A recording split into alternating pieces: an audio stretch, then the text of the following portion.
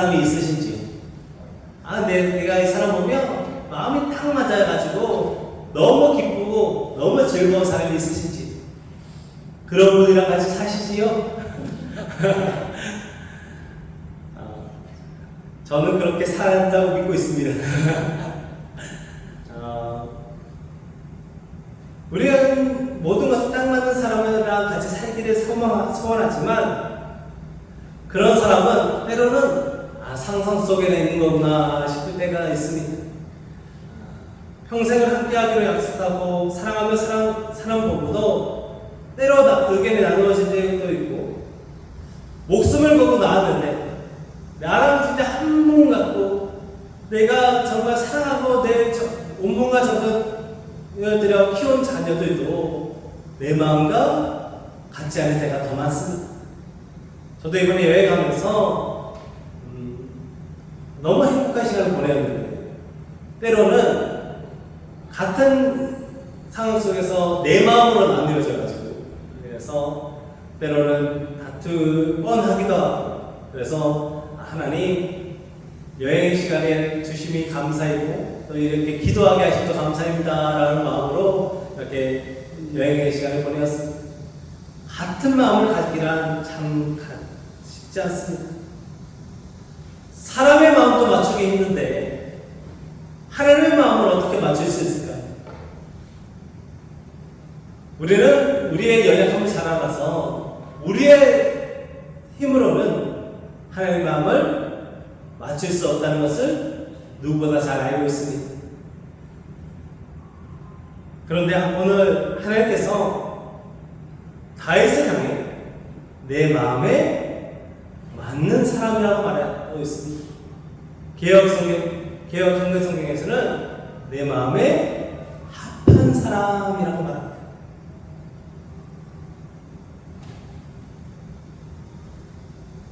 왜 하나님께서는 다윗을 향해 이렇게 말씀하셨을까요? 그가 위대한 일을 많이 행사했을까요? 아니면 그가 그 나라를 세울 때, 그리고 그 뜻을 이룰 때에 주님의 일들을 많이 행했기 때문일까요? 아니면 그가 찬양하고 경배하는 삶을 살아서일까요? 그럼에도 불구하고 우리가 기억해야 하는 것은, 그도 우리가 상상할 수도 없는 죄를 많이 지었고, 성경에 기록하고 있는 대표적인 죄, 우리아의 아내 순경스러워 우리아의 아내를 거하고 그를 탐해서 그를 탐하기 위해 충성스러운 부하를 죽음으로 몰기까지 했다는 것입니다. 그런 다윗을 하나님께서는 하나님의 마음에 합한 사람이라고 말씀하고 있습니다. 내 마음에 딱 맞으시네. 왜 그럴까요? 다윗은 외모가 아름다운 청년이기는 했지만 사람들이 보기에 왕으로 삼을 정도의 외모는 아니었습니다. 그의 가문이 좋거나 그의 집안이 재력이 많은 것도 아니었습니다. 만약 그의 가정이 재력이 많았다면 그가 양을 칠 일도 없었겠지요. 그런데 하나님은 다윗에게 내 마음에 맞는 사람이라고 말씀하시면서 그를 왕으로 세우시고 그를 통해 하나님의 내 뜻을 다 이루리라 말씀하십니다. 결국 하나님의 마음에 맞는 것은 우리가 맞출 수 있는 것이 아니라 하나님께서 그에게 맞춰주시는 것입니다. 그것은 기도를 통해 이루어짐을 우리는 깨닫게 됩니다. 하나님은 외모를 보지 않으시고 마음의 중심을 보십니다. 그 마음의 중심은 기도로 표현되고 그 마음의 중심은 기도로 하나님을 향해 나아갈 수 있습니다. 그러므로 우리는 하나님에 맞는 사람이 되기 위해 기도해야 합니다. 하나님의 마음에 기도하는 사람입니다. 오늘 말씀을 통해 하나님의 마음에 맞는 기도하는 사람이 되시길, 그래서 날마다 하나님의 마음에 맞는 삶을 살아가시기를 소망하고 축복합니다. 사람들은 다윗 하면 그의 이룰 일들, 그리고 그가 하나님께 받은 은혜에 집중합니다. 그는 아름다운 마음, 외모를 가지고 있었고 시를 지을 정도로 감수성이 풍부한 사람이었습니다. 또 시인과 왕이 좀 어울리지는 않기도 하지만 왕으로서 이스라엘의 전성기를 이루었고 전쟁에서는 연승했습니다. 우리가 요즘 젊은 사람들이 취업할 때 쓰는 이력서를 쓴다면 그는 앞뒷면을 꽉 채우고 몇 장을 더 기록해야 할 정도로 삶이 하나님의 은혜 가운데 놀라운 체험, 놀라운 은혜, 놀라운 축복을 누리며 살았던 사람입니다. 그러나 우리는 그러한 모습이 아니라, 우리가 지목하고 있는 모습이 아니라 이력서에는 기록할 수 없습니다. 하나님만 알고 우리는 알지 못하고 우리는 그 면면을 다 할 수 없지만 하나님만이 알고 있는 그의 민낯, 그의 원래 모습에 집중할 수 있어야 합니다.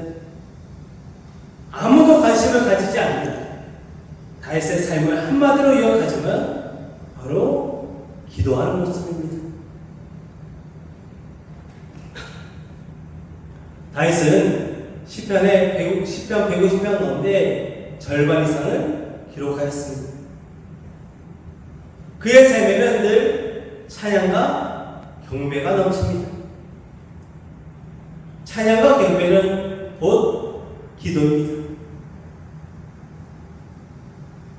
다윗은 사람들이 기억하는 큰 일이 있을 때만 기도한 것이 아니라 모든 순간에 쉬지 않고 기도했습니다. 바울이 말했던, 그야말로 쉬지 않고 기도하라 말했던 그 말, 이것이 그리스도 예수 안에서 우리를 향한 하나님의 뜻을 말했던 그것이 다윗이 그러한 삶을 다윗은 살아갔습니다. 성인들은 언제 기도하시는지, 어떤 순간에 나는 기도해야겠다라는 마음을 가지시는지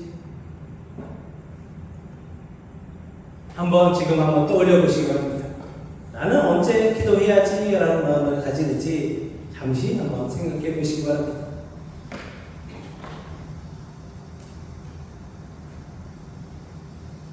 아마 대부분 어떤 중요한 일이 있기 전에, 아니면 어떠한 일이 생겼을 때 그렇게 기도하지 않나 생각해 봅니다.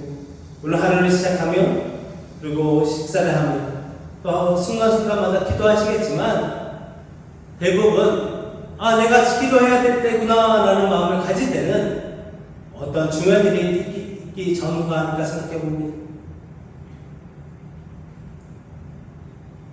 그러나 다윗은 모든 순간에 기도한 사람이었습니다. 모든 일에 어떤 순간에도 기도한다는 말은 자신의 생각, 판단이 아니라 즉 이성보다 하나님의 음성을 듣기를 원했다는 말입니다. 진짜 하나님의 음성을 듣는 영성은 어떤 순간에 모든 일에 하나님께 모든 일을 구하는 영성입니다. 하나님에게 모든 일을 물어야 한다는 말입니다. 많은 신앙인들이 스스로 크고 작은 일을 나누고 하나님을 귀찮게 하지 않으려 합니다. 천지 만물을 다스리신 하나님인데 작고 천한 나를 위해 시간과 능력을 쓰시면 안 된다고 생각하시는지는 몰라도 너무너무 겸손하시고 너무너무 이렇게 하나님을 사랑하시고 배려하셔서는인지는 몰라도 기도하지 않고 내 삶을 살아가려 할 때도 있습니다. 그래서 크고 중요한 일만 기도하려 할 때도 있습니다. 그러나 우리는 모든 일에 어떠한 순간에도 기도할 수 있어야 합니다. 그때 우리는 하나님의 마음에 맞는 삶을 살 수 있습니다. 나의 생각과 경험은 무너질 수 있지만 하나님은 무너지지 않으십니다. 우리는 익숙한 일에도 실수하지만 하나님은 실수하지 않으십니다. 그러므로 우리는 모든 일에 어떤 순간에도 기도해야 합니다. 런던의 위대한 설교자라 불리는 캠벨 모건에게 한 여성이 예배로 찾아와서 물었습니다. 제 삶에 작은 것을 구해야 할까요? 아니면 오직 큰 것을 구해야 할까요? 이에 대해 물건은 이렇게 대답합니다. 부인의 삶 속에 큰 것은 아무것도 없습니다. 하나님과 비교하면 모든 것이 작을 뿐입니다. 우리의 삶에 일어나는 크고 중요한 일 같은 일도 하나님에게는 아무 일도 아닙니다. 그저 하나님에게는 모든 일이 주 뜻을 이루는 도구일 뿐이며 우리의 삶 속에 크고 중요한 일, 작은 일은 없다는 것입니다.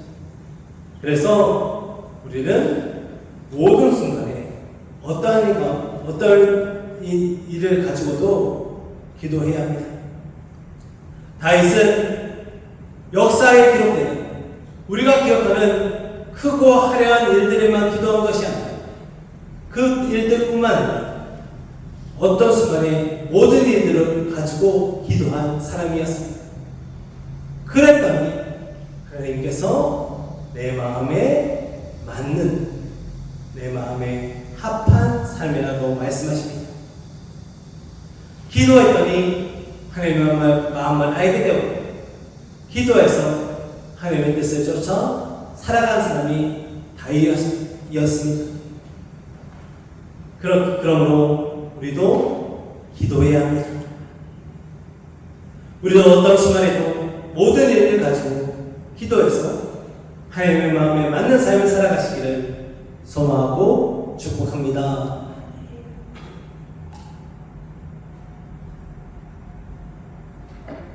이처럼 다윗은 모든 순간에 모든 일을 가지고 하나님께 나아가 쉬지 않고 기도했습니다. 이러한 다윗이 더욱 기도한 순간이 있었습니다. 바로 고난의 시간이었습니다.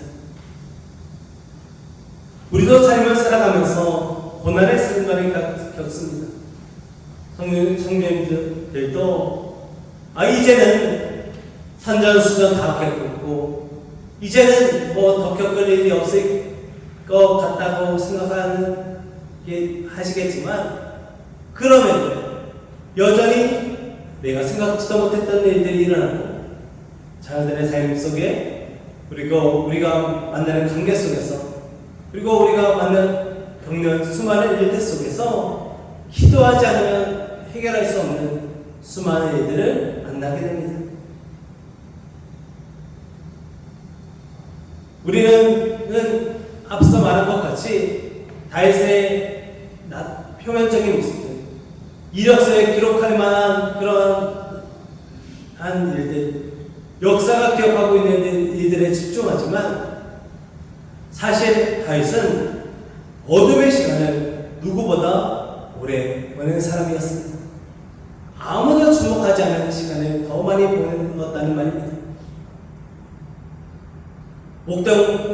목동의 삶을 살며 수많은 짐승을 상대해야 했고, 하나님의 이름을 모욕했던 골리앗을 대적하기 위해 만군의 여호와의 이름으로 나아가야 했던 그러한 순간도 있었습니다. 그때는 그의 목숨을 걸어야 했던 때입니다. 무엇보다 사울왕의 질투를 받아 10년이나 도망 다녀야 했습니다. 누구나 죽을 위기를 한두 번 겪을 수는 있습니다. 그런데 10년 동안 누군가 나를 죽이기 위해 쫓아다닌다고 생각해 보시기 바랍니다. 어디서 편하게 잠을 잘 수도 없습니다. 잠잔다는 것은 무방비 상태가 된다는 것이기에 그는 잠잘 수도 없었고 죽음의 위기 가운데 늘 기도하며 살아있습니다. 그때 다윗은 이렇게 노래하며 기도합니다. 우리 한번 함께 봉독해 보도록 하겠습니다. 시편 18편 2절 말씀입니다. 함께 했습니다. 시작. 여호와는 나의 반석이시요 나의 요새시요 나의 건지시는 이시요 나의 하나님이시요 내가 그 안에 피할 나의 바위시요 나의 방패시요 나의 구원의 뿌리시요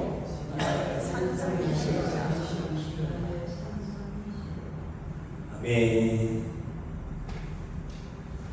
다윗은 어떠한 순간에 어떠한 환경에 속에서도 그리고 죽을 위기 속에서도 하나님께 기도했습니다. 그리고 이렇게 고백합니다. 그는 기도 가운데 자신을 지키시고 인도하시며 나를 위해 싸워주시는 능력의 하나님을 경험하였습니다. 그래서 그는 상황에 넘어지지 않고 고난에 무너지지 않았습니다. 그는 상황이 아니라 하나님을 바라보았고 위기가 축복을 바뀌는 은혜를 경험하였습니다. 위기가 다가오면 우리는 두려움에 빠집니다. 그리고 걱정과 염려에 사로잡힙니다.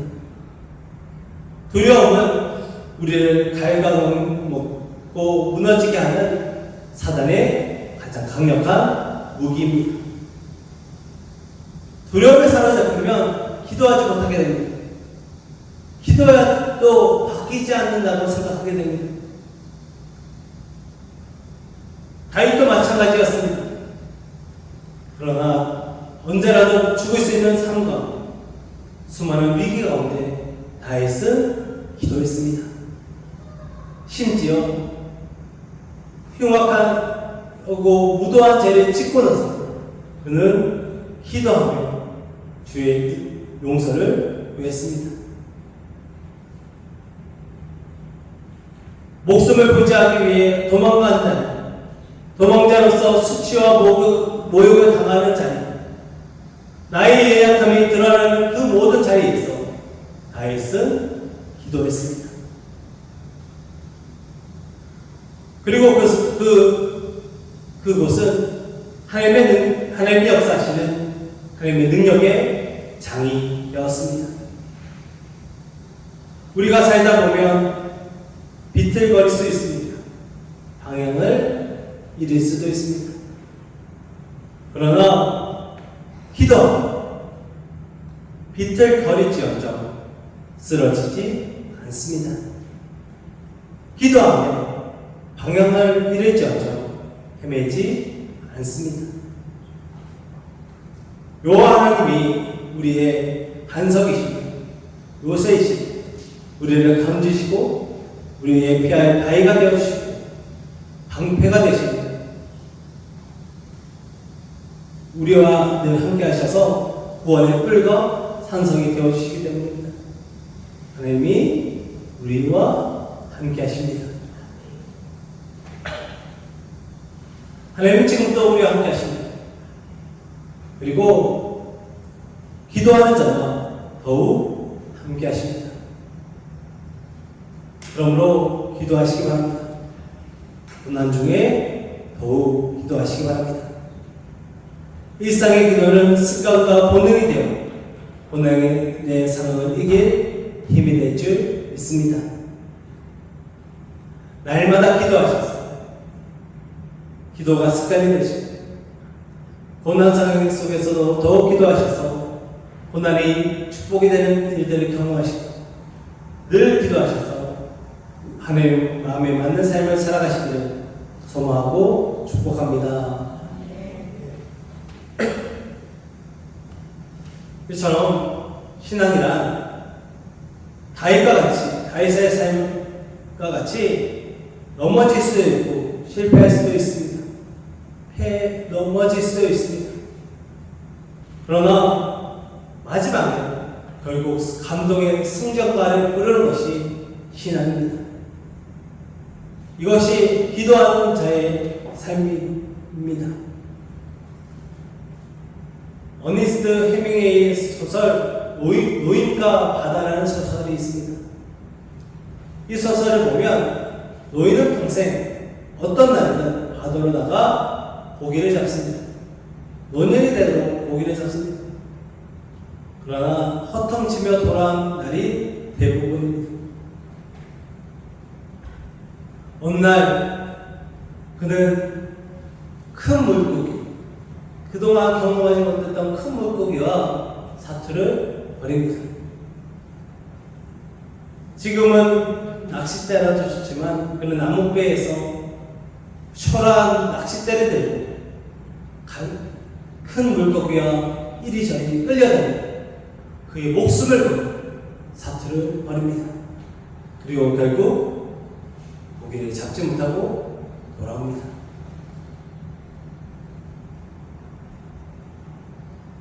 아무것도 걷지 못하고 돌아온 하루, 터덕터덕 다시 한번 무트로 발을 내딛으며 그는 돌아오죠.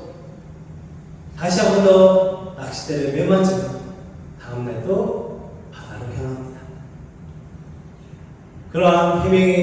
그러한 노인의 삶을 보며 노인과 바다를 쓴 해밍웨이는 이렇게 그의 소설을 마무리하렵니다. 인간은 하게 될지언정 패배하지 않는다.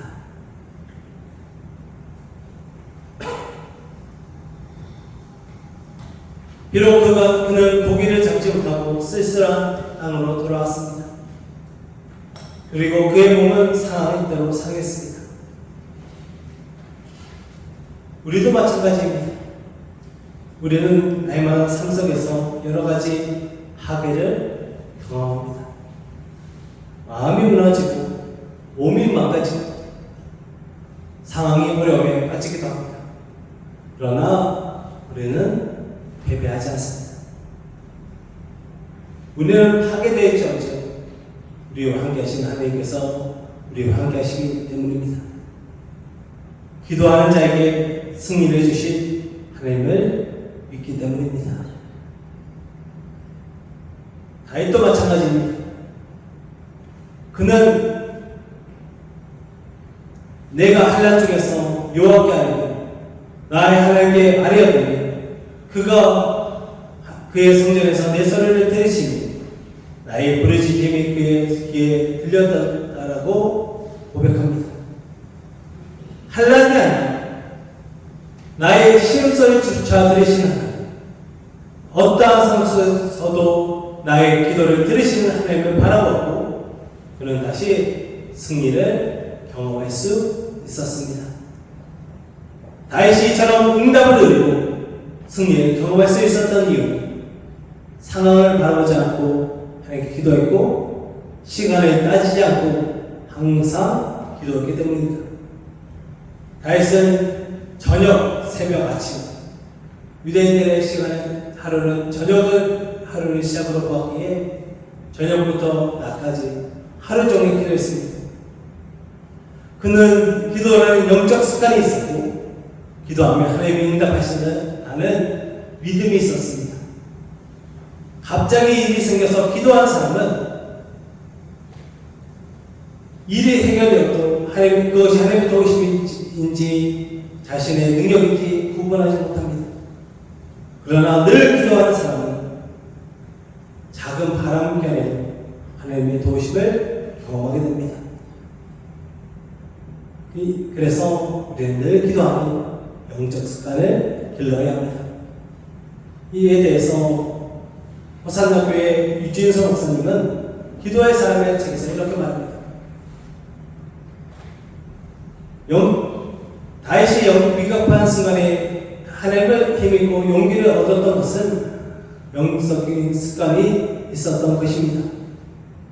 즉 그 순간에 절망하거나 낙심하지 않고 도망하지 않고 하나님을 바라보며 기도할 수 있었던 것은 기도가 그에게 영적인 습관이 되어 있었다는 것입니다. 라고 말합니다.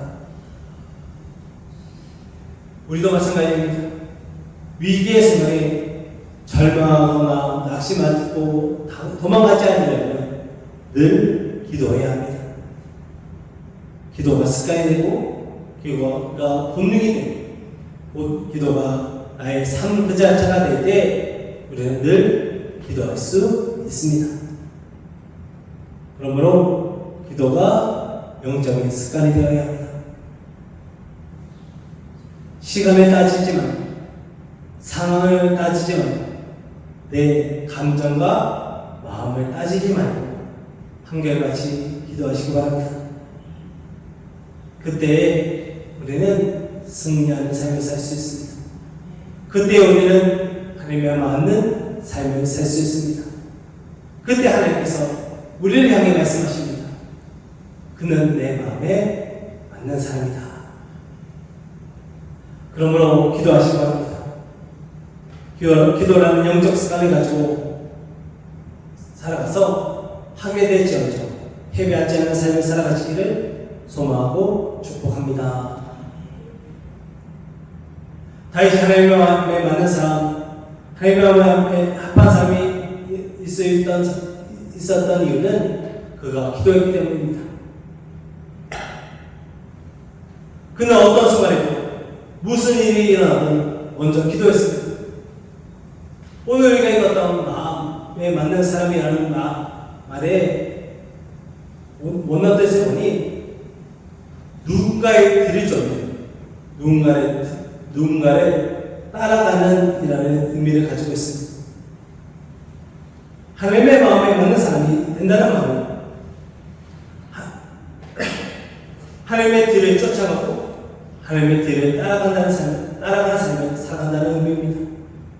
하나님보다 앞서지도 않고 하나님보다 너무 멀어지도 않고 늘 하나님을 따라가며 함께 따라가는 삶이 함께한 삶이 바로 하나님의 마음에 맞는 삶, 하나님의 마음에 합한 삶이라는 뜻입니다.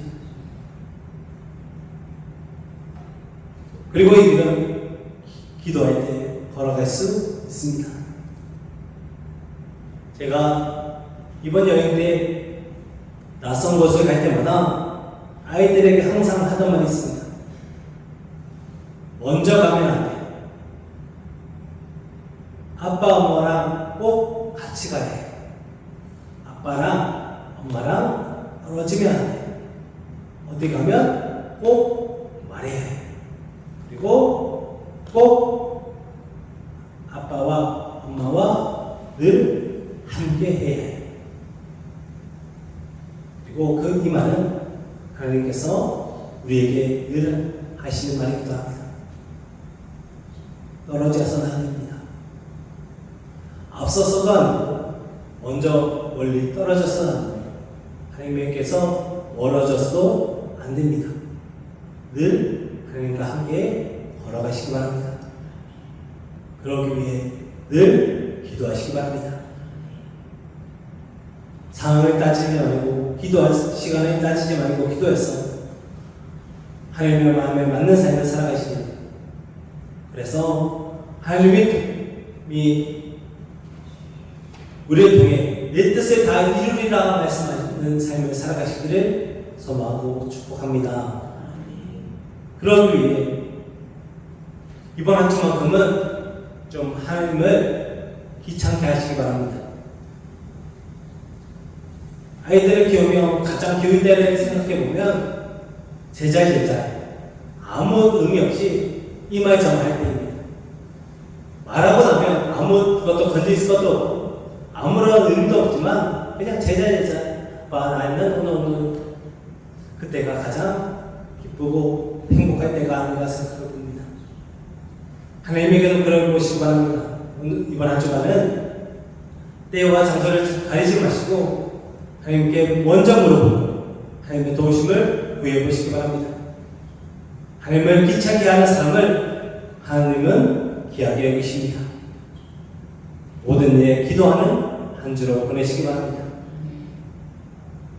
또한 혹시라도 지금 역경과 기도 제목을 가지고 주님 앞에 서 계신 분이 있다면 더욱 기도하시기 바랍니다. 그리고 이번 한 주간은 기도하실 때에 시편 12절 말씀을 읽고 나서 기도하시기 바랍니다. 여호와는 나의 반석이시오 나의 요새시오 나의 건져시는 이 나의 하나님이시오 내가 그 안에 피할 나의 바위시오 나의 방비시오 나의 꽃벌이시오 나의 산성이시로다. 할렐루야. 이러한 고백을 가지고 기도할 때 주의 능력을 경험할 줄 믿습니다. 또한 마지막으로 기도는 습관이 되어야 합니다. 기도가 습관이 되기 위해서는 시간을 정하고 기도해야 합니다. 이번 한 주간은 일어나자마자 그리고 저녁에 그리고 자기 전에 기도하셔서 기도가 습관이 되는 삶을 살아가시기 바랍니다. 기도가 습관이 되고 기도가 능력이 되는 삶을 살아가시기를 축복합니다. 결국 정하지 않기로 정해야 합니다. 언제 기도해야 할지 정하지 마시고 언제나 기도하시기 바랍니다. 특별한 일만 있을 때 기도하는 사람은 기도하지 않다가 특별한 일이 있을 때도 기도하지 못하고 무너지게 됩니다. 그러나 늘 기도하는 사람은 특별한 일상 상황 속에서도 무너지지 않고 기도해서 승리할 수 있습니다. 그러므로 기도하시기 바랍니다. 다윗과 같이 기도하는 기도의 삶이 되어서 하나님의 마음에 맞는 삶을 살아가서 하나님의 뜻을 이루는 삶을 살아가시기를 소망하고 축복합니다. 기도하겠습니다. 사랑하는 영원하신 아버지 하나님 참 감사합니다. 우리에게 큰 은혜를 주셔서 주의 뜻을 이루게 하시고 주의 뜻에 합당한 날만 삶을 살게 하시니 감사합니다. 주의 뜻을 이루게 하시고 주의 뜻을 쫓게 하셔서 주의 나라를 이룬 날마다 삶을 살게 하여 주시옵소서. 늘 함께 하시고 더욱 함께 살아계신 주님을 기대하며 우리도 늘 함께 하셔 주님의 도우심을 기대하며 기도하는 삶을 살게 소망하며 예수님의 이름으로 간절히 기도하옵나이다. 아멘.